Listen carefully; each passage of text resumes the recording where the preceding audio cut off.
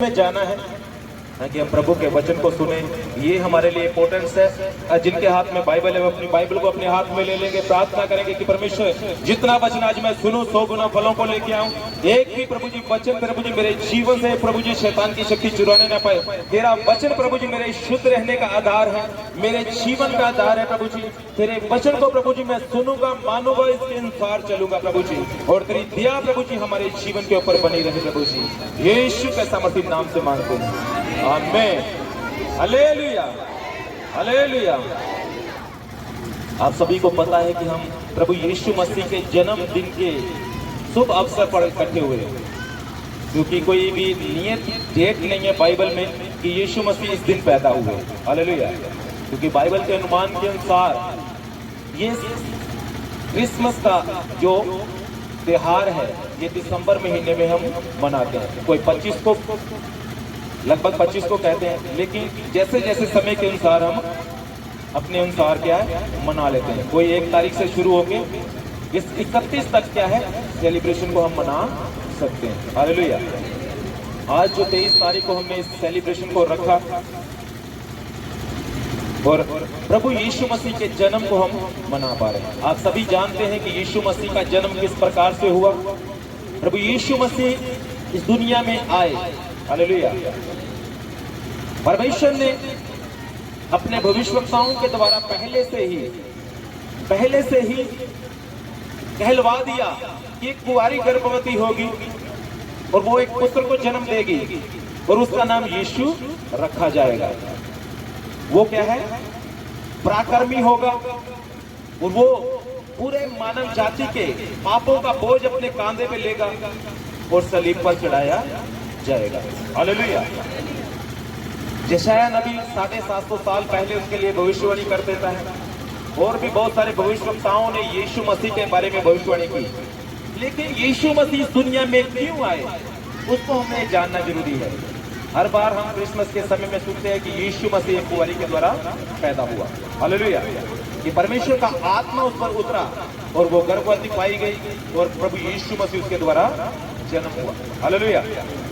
लेकिन हम जानते हैं कि ये पूरा एक चक्कर है, यीशु मसीह को इस दुनिया में क्यों आना पड़ा।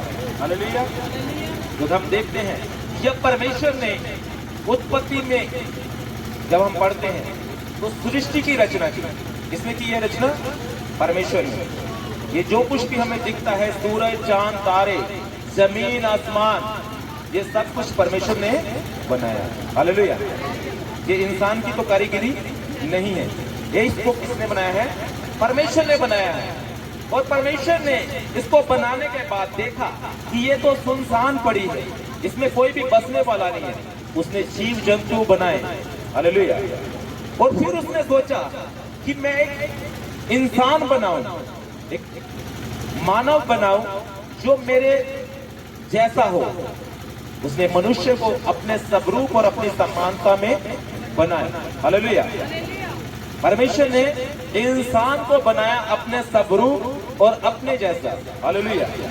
बाइबल में लिखा हुआ है कि परमेश्वर ने इंसान को बनाने के बाद उसे सुबह इच्छा दी कि वो अच्छाई और बुराई को अपनी इच्छा के अनुसार चुन सकता है। हालेलुया। हालेलुया। अपनी इच्छा के अनुसार अच्छाई और बुराई को चुन सकता है।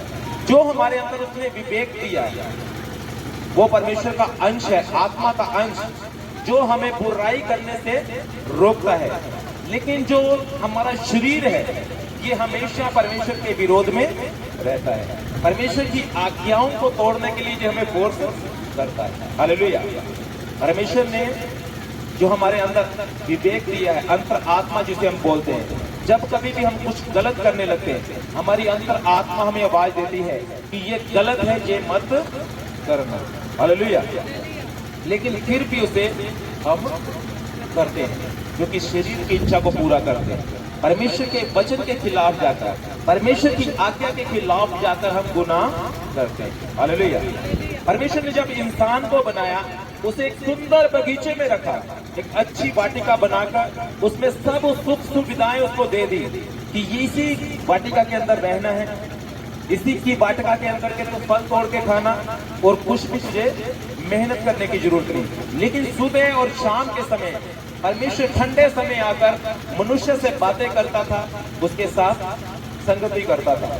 लेकिन जो काल है, शैतान जिसे हम बोलते हैं, वो परमेश्वर की बनाई हुई सृष्टि के खिलाफ हमेशा रहा।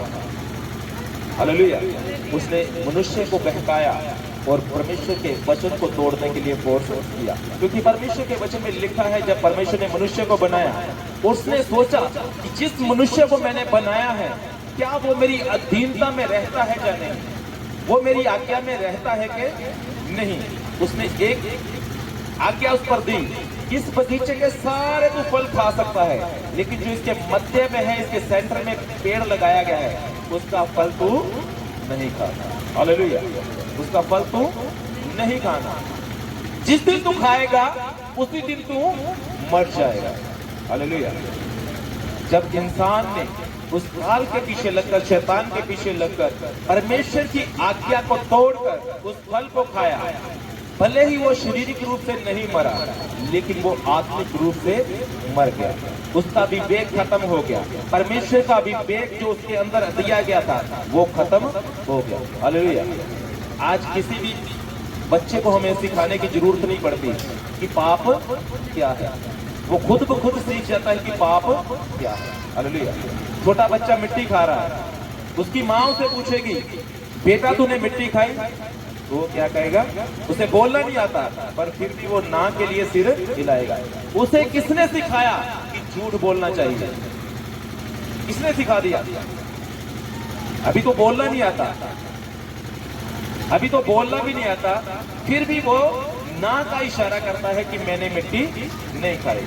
क्योंकि जो आदम के द्वारा पाप हुआ, उसके द्वारा हमारे अंदर भी वही अनुवांशिकता के गुण, वो पाप के गुण, वो पीढ़ी दर पीढ़ी आने वाले कशिश हमारे जीवन के अंदर इंटर हो गए। हालेलुया। जैसे जैसे मनुष्य धरती पर बढ़ते गए, पाप बढ़ता गया। परमेश्वर ने जब आदम को बनाया, उसकी उम्र कितनी थी पता है? 930 साल। कितनी थी? 930 वर्ष का पहला आदम जिया।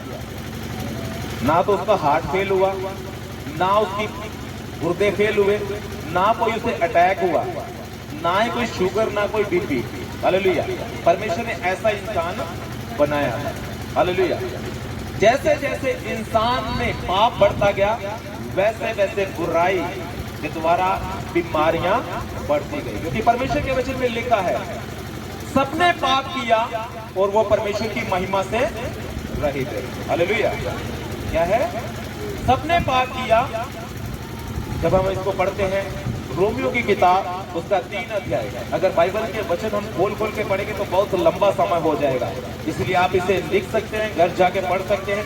रोमियो की किताब 3 का 23 में लिखा हुआ है, सबने पाप किया और परमेश्वर की महिमा से रहित हो गए। हर इंसान क्या है? पापी है। कोई भी कह नहीं सकता कि मैं सिद्ध हूं, मैं पवित्र हूं, मैं पाक हूं, मैं कभी पाप नहीं करता। भले वो नहीं करता, पर जो अनुवांशिकता के गुणों के द्वारा, जो पीढ़ी दर पीढ़ी आने वाले पाप कशिश हमारे बीच में आए हैं, वो क्या है? हमारे अंदर वो समाये हुए हैं। इसीलिए मैं कोई भी पाप करना सिखाता नहीं। चाहे माता पिता हमें नहीं सिखाता कि कैसे झूठ बोलना है, कैसे चोरी करनी है, वो पीढ़ी दर पीढ़ी आने वाले पाप हमारे जीवन में समाये हुए हैं। इसीलिए परमेश्वर का वचन कहता है, पाप की मजदूरी क्या है? मृत्यु है, लेकिन प्रभु यीशु मसीह में हमें अनंत जीवन मिलता है। हालेलुया। हालेलुया। प्रभु यीशु मसीह ने ये नहीं कहा कि मैं पापी को खत्म करने आया हूं, वो कहता कि मैं पाप को इस दुनिया से खत्म करने आया। हालेलुया। पाप और बुराई को इस दुनिया से वो खत्म करने आए। हालेलुया। इसीलिए वो कहता है कि उसके वचन में लिखा है, वो गाली सुनकर गाली नहीं देता था। उसके मुंह पर थप्पड़ मारा गया, लेकिन उसने जवाब थप्पड़ के रूप में नहीं दिया। उसने कहा कि अपना दूसरा गाल उसकी ओर फेर दो। हालेलुया। हालेलुया। परमेश्वर का ये स्वभाव है। मनुष्य कितनी भी कोशिश कर ले, वो अपने आप से बच नहीं सकता। कोई भी मनुष्य अगर पानी में डूब रहा है, वो अपने बाल पकड़ कर खींचना चाहे कि मैं पानी से बाहर आ जाऊं, कभी भी वो अपने आप बच नहीं सकता। हालेलुया। जब तक कोई उसे उस डूबते हुए को सहारा देके बाहर ना निकाले। हालेलुया। इसीलिए कोई भी आदमी अपने आप बच नहीं सकता कि उसने पाप किए हैं, बुराई की है, चाहे नहीं भी किए, तो भी उसके अंदर जो अनुवांशिकता के गुण उसके अंदर पाप समा गया है, उससे वो अपने आप बच नहीं सकता। हालेलुया। और परमेश्वर जो क्या है, प्रेमी परमेश्वर है। जब हम यूहन्ना की किताब में पढ़ते हैं, उसका 4 अध्याय, पहला यूहन्ना 4 अध्याय उसकी 8 वचन में लिखा है, परमेश्वर क्या है, प्रेम है। वो प्रेम है, वो नहीं चाहता कि हम पाप के द्वारा उस सजा को पाएं जो मृत्यु है, जो मौत है, क्योंकि बाइबल में लिखा है पाप की मजदूरी क्या है, मृत्यु। वो नहीं चाहता कि कोई भी जन नाश हो और पाप की मजदूरी मृत्यु को पाकर नाश हो जाए। हालेलुया। लेकिन वो चाहता है, वो एक उसका दूसरा स्वभाव भी है। जब हम निर्गमन 34 की 7 को पढ़ते हैं, उसमें लिखा है कि वो न्यायी भी है। परमेश्वर के स्वभाव है, वो प्रेम भी है और वो न्याय भी है। वो पाप को कदापि भी कबूल नहीं करेगा। हालेलुया। वो पापी से तो प्रेम करता है, लेकिन पाप से घृणा करता है। वो पाप से घृणा करता है। हालेलुया। इसीलिए वो कहता है कि मैं उनके पीढ़ियों तक, पोतों पर पोतों तक उनके पाप का बदला उनसे लूंगा। हालेलुया। ये एक मनुष्य के लिए बहुत बड़ी समस्या हो जाती है कि जब इंसान पापी है तो वो कैसे बचे, कि वो तो परमेश्वर न्यायी है, उसके लिए वो सजा जरूर देगा। हालेलुया। लेकिन परमेश्वर प्रेमी है, इसीलिए उसने अपने पुत्र प्रभु यीशु मसीह को इस दुनिया में भेजा कि ताकि उसके द्वारा हम उद्धार पा सके, उसके द्वारा हम छुटकारा पा सके। हालेलुया। उसने अपने पुत्र प्रभु यीशु को इस धरती में भेजा, इसीलिए वो यीशु मसीह कहता है, राह, सच्चाई और जीवन मैं हूं। हालेलुया। यूहन्ना की किताब में पढ़ते वहां लिखा हुआ, राह, सच्चाई और जीवन मैं हूं, मेरे बिना कोई भी पिता के पास यानी कि स्वर्ग लोक में नहीं जा सकता। हालेलुया। हालेलुया। और परमेश्वर के वचन में लिखा है, परमेश्वर ने जगत से ऐसा प्रेम किया कि उसने अपना इकलौता पुत्र दे दिया। यूहन्ना 3:16 में लिखा है, परमेश्वर ने जगत से ऐसा प्रेम किया कि उसने अपना इकलौता पुत्र दे दिया, ताकि जो कोई उस पर विश्वास करे वो नाश ना हो बल्कि अनंत जीवन पाए। हालेलुया। प्रभु यीशु मसीह हमें अनंत जीवन देने के लिए इस दुनिया में आए। हालेलुया। वो किसी के जात चाहे धर्म बदलने के लिए नहीं आया, वो चाहता है कि हर इंसान बचाया जाए, हर इंसान अपने पाप से, बुराई से, अपने गुनाहों से पश्चाताप करके परमेश्वर की ओर, सिद्धता की ओर बढ़ता जाए। हालेलुया। हालेलुया। हालेलुया। जब हम प्रभु यीशु मसीह के ऊपर विश्वास करते हैं तो हम छुटकारे को और चंगाई को और उन आशीषों को पाते हैं, क्योंकि बाइबल में लिखा है, बिना विश्वास के परमेश्वर को खुश करना अनहोना है। हालेलुया। बिना विश्वास के हम परमेश्वर को खुश नहीं कर सकते। हालेलुया। याकूब की पत्री में लिखा हुआ है कि बिना विश्वास के परमेश्वर को प्रसन्न करना अनहोना है। हालेलुया। और क्या विश्वास करना हमें, बाइबल में लिखा है, यदि तू अपने मुंह से अंगीकार करे। हालेलुया। रोमियो की किताब में 10:9 में लिखा है, यदि तू मुंह से अंगीकार करे और मन से विश्वास करे कि परमेश्वर ने उसे मृतों से जिलाया, तो तू निश्चय उद्धार पाएगा। हालेलुया। क्या है, मुंह से अंगीकार करना है और मन से विश्वास करना कि यीशु मसीह हमारे पापों के लिए दुनिया में आया, मारा गया, गाड़ा गया, तीसरे दिन मुर्दों में से जी उठा, आज भी वो जीवित है, फिर से अपने लोगों को लेने आने वाला है। अगर ये हम विश्वास करते हैं तो बाइबल कहती है कि तू निश्चय उद्धार पाएगा। निश्चय का मतलब क्या है, पक्का, गारंटी, तू उद्धार पाएगा। हालेलुया। तू निश्चय उद्धार पाएगा। हालेलुया। और विश्वास के साथ अगर अपने मुंह से हम अंगीकार करते हैं, मन से विश्वास करते हैं कि यीशु मसीह हमारे गुनाहों के लिए मारा गया, गाड़ा गया, तीसरे दिन मुर्दों में से जी उठा और वो आज भी जीवित खुदा है। हालेलुया। आप लोगों ने देखा जब लोगों के लिए प्रार्थना की जाती है, आज टेस्टिमनियों को, गवाहियों को भी सुना कि किस प्रकार से लोग चंगे हो रहे हैं, किस प्रकार से दुष्ट आत्माएं जा रही है, किस प्रकार से कैसा भी कोई रोगी है, चाहे कैसी भी कोई समस्या है, आपके जीवन से चली जाती है, इसका मतलब क्या है कि प्रभु यीशु मसीह जीवित परमेश्वर है। हालेलुया, वो जिंदा परमेश्वर है और आज भी वो अपने लोगों के लिए वही काम करता है जो उसके लोग उसके ऊपर ईमान करके मांगते हैं। Hallelujah, hallelujah.